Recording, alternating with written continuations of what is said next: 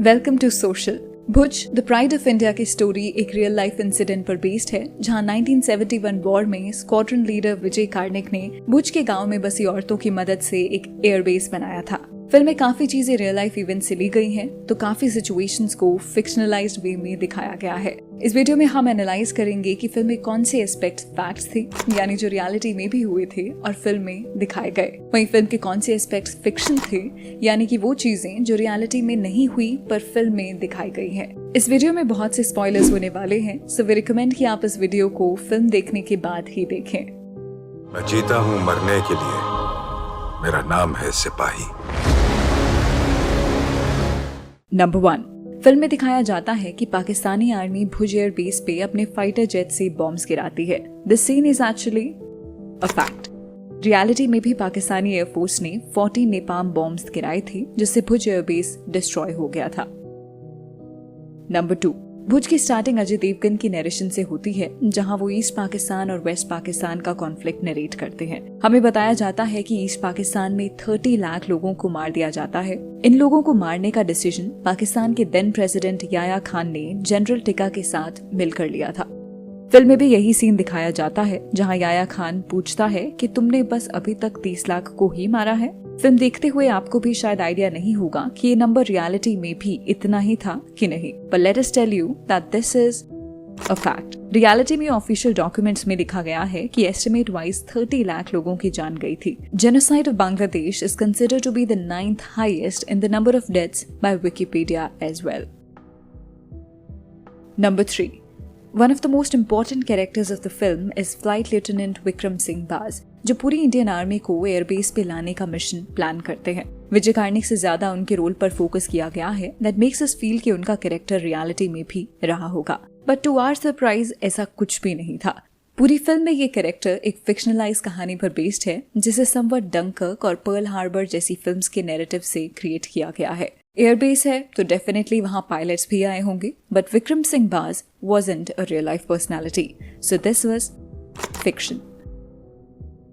Number 4, film में जो रणछोड़ दास पग्गी का कैरेक्टर दिखाया गया है, वो अपने आप में ही काफी इंटरेस्टिंग कैरेक्टर है। पग्गी एक विलेजर है जिसे पाकिस्तान और इंडियन बॉर्डर के बारे में पूरी नॉलेज है, क्योंकि उसने अपनी जिंदगी उन्हीं बॉर्डर्स के बीच बिताई है।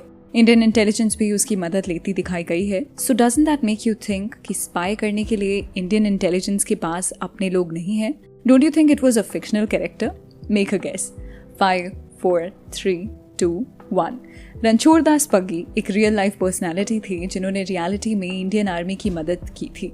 So this is a fact. Film में जैसे शो किया गया था कि पग्गी पाकिस्तानी ऑफिसर्स के सामने झूठी इन्फॉर्मेशन दे देता है, उसे पाकिस्तानी आर्मी को बहुत नुकसान होता है। ये सीन भी बिल्कुल एक फैक्ट है। नंबर 5, भुज में दिखाया गया है कि प्लेन का व्हील डिस्ट्रॉय हो जाता है, जिसकी वजह से वो लैंड नहीं हो पाएगा। उसको लैंड कराने के लिए विजय कार्णिक का कैरेक्टर एक ट्रक लेके आता है और उसके ऊपर प्लेन को लैंड कराया जाता है। ऐसे सीन को इमेजिन करना ही नेक्स्ट टू इम्पॉसिबल लगता है, इसीलिए इसे CGI के थ्रू क्रिएट किया गया है। पर क्या आपको पता है that there is a video on YouTube जहां आप रियलिटी में एक प्लेन को ट्रक पे लैंड होते हुए देखते हैं? A plane with malfunctioning landing gear was saved from disaster by a pickup truck. The truck, a Nissan Frontier, was driven by an airport mechanic. He says he doesn't consider himself a hero. I heard it come in over the radio. The plane was coming in, so I just had to gas it, get it up to full speed. You know, got the Pro 4X off-roading package, so this thing can handle some pretty rugged stuff. Let us tell you that this was an advertisement for Nissan truck. और reality में ऐसा कुछ नहीं हुआ था. So this was an amazing advertisement strategy. Like the front wheels weren't coming down and so it needed help landing. अब बात करें फिल्म में दिखाए गए सीन की, तो 1971 के बैटल में भी ऐसा कुछ नहीं था। So this is fiction. Makers ने शायद इसी निसान एड को देख के ये सिचुएशन फिल्म में क्रिएट की है, which really seems to be an impossible task. इस बात को खुद मिलिट्री हिस्टोरियंस ने क्लेम किया है that something like this never happened in reality. अगर ये कोई छोटा प्लेन होता तो फिर भी ये सीन बिलीवेबल लगता, पर फिल्म में सोवियत एरा का AN-12 प्लेन दिखाया गया है, जो कि एक बहुत ही बड़ा प्लेन है। उसको 1970s में बने ट्रक पर लैंड करना इम्पॉसिबल सा लगता है। ऑल्सो इफ यू नोटिस कि पूरे सीन में ट्रक के ऊपर एक तिरंगा लगा होता है और उसमें अशोक चक्र कहीं नजर ही नहीं आता। दिस वॉज अ ब्लंडर जो एटलीस्ट भुज जैसे पेट्रियाटिक नैरेटिव से जुड़ी फिल्म में नहीं होनी चाहिए थी। What do you think about this? Do let us know in the comments. Number 6, film में विजय की वाइफ का भी रोल दिखाया गया है जो पूरी फिल्म में कभी कुछ बोलती भी नहीं है। आपने नोटिस किया होगा कि एयरबेस के बनने के वक्त वो भी वहाँ होती हैं और लोगों के साथ थोड़ी हेल्प करती हैं। पर क्या रियलिटी में ऐसा हुआ होगा? What do you think? Is it a fact और fiction? This is fiction. Vijay Karne की वाइफ इस स्पॉट पर नहीं थी और फिल्म में एक लव इंटरेस्ट को दिखाने के लिए इस चीज को फिक्शनलाइज करके दिखाया गया है।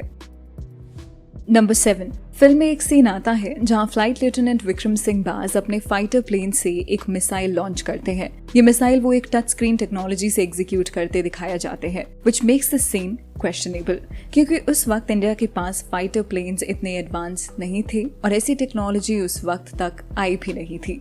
सो it is clear that this scene was fiction. हमारी फिल्म के रिव्यू में भी ये बात मेंशन हुई थी जहां प्लेन के कॉकपिट और उससे जुड़ी कॉम्बैट टेक्निक्स को ऑथेंटिक वे में नहीं दिखाया गया है। सोशल की ऑडियंस ने भी इस चीज को नोटिस किया and in the comments we found so many of you telling us कि फिल्म में दिखाए गए फाइटर प्लेन्स में डिटेलिंग पूरी गलत है। You can check out this comment for more information. Number 8, film में सोनाक्षी सिन्हा सुंदरबेन का रोल प्ले करती हैं जो एक तरह से गांव की औरतों की हेड दिखाई गई है। She shown to be the strong women character जो कृष्णा जी और लॉर्ड गणेश के रेफरेंसेस देती हैं और फिर रावण को भी खुद जला देती हैं। And at last she kills a leopard with her one hand while she holds a baby in the other. In short, Sundarben is like Wonder Woman of this film, but sadly, उनका character film में ज्यादा दिखाया भी नहीं जाता है। On paper, this character seems to be very fictionally written, and it is clear that makers ने बहुत सी चीजें ऑडियंस को ध्यान में रखते हुए दिखाई है। But do you think reality में there was any Sundarben? Yes or no? Let us tell you that the right answer is yes. सुंदरबेन जी एक रियल लाइफ पर्सनैलिटी थी जिन्होंने गाँव की औरतों को एक साथ लाया था। So this is a fact. हालांकि सुंदरबेन की कोई फोटोज अवेलेबल नहीं है, पर जिन औरतों ने उनके साथ भुज एयरवेज बनाने का काम किया था उन्होंने खुद कई स्टोरीज उनके बारे में बताई हैं। We wish the film focused more on these women as they were a crucial part of this historic victory. मेरा पहला सवाल ये है कि जब सुंदरबेन ने आके आपको कहा कि हमें ये एक एयर स्ट्रिप बनाना है रातों रात, तब आपके दिमाग में क्या चल रहा था? हमने कुछ विचारा नहीं, सब बोला एक बीजा के साथ मिलकर चलो बच्चे छोड़ के चले जाएं, बच्चा आप जितने रहेगा तो बच्चा भी रहेगा, देश बचेगा तो हम सब बच जाएगा। नंबर 9, फिल्म में शरद केलकर एक आर्मी ऑफिसर का रोल प्ले करते हैं जिनका नाम आर.के. नायर होता है। उन्हीं का कैरेक्टर था जो फिल्म में एक इंटेंसिटी लाता है and it won't be wrong to say that Sharad was at least better than all the other actors in the film. R K. Nayar का जो कैरेक्टर था वो पूरी तरह से एक फिक्शनल कैरेक्टर था। एज वी टोल्ड यू कि फिल्म में विजय कार्णिक और सुंदरबेन के कैरेक्टर्स रियल लाइफ में यही नाम से जाने जाते थे, पर R K. Nair was a fictionalised name of the character. So this was fiction.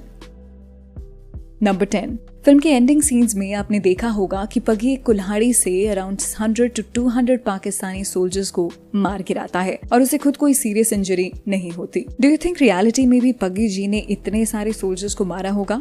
Obviously not.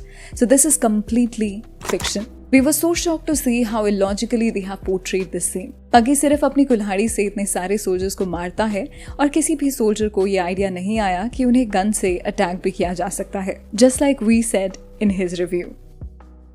Sanjay Dutt अकेले एक एक्स से इजीली 200 लोगों को मार देते हैं और एक बार भी उन्हें सीरियस इंजरी तक नहीं होती। यार आई वॉज लिटरली थिंकिंग कि अगर संजू बाबा इतने लकी हैं तो एयरबेस बनाने की ज़रूरत क्या थी? जो भी बचे हुए एनिमीज हैं वो खुद ही मार देते।